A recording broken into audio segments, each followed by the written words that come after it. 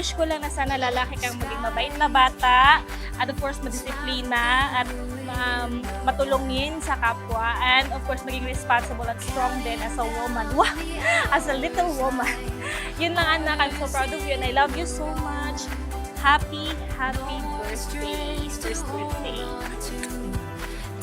Ang wish na ako kay Sabrina, kay God-fearing siya na tao, unta na siya kadlok sa Ginoo, unta i-bless pa siya ni Lord, kaya kuan pagdako, unta tagan siya good health, ug taas pa na kinabuhi.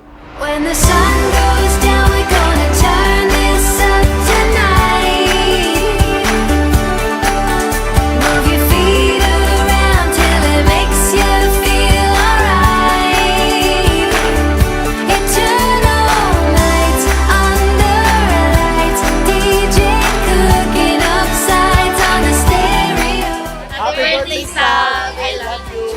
Happy birthday, Sam! Love you. Happy birthday, Sab! I love you.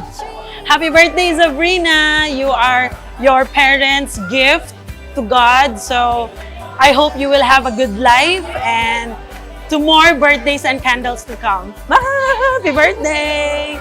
Hello Sabrina! Ayan, hindi ka palang dumating sa buhay namin. Sobrang saya na namin at talagang pinag-pray ka na namin na sana magkaroon kami ng isang baby girl.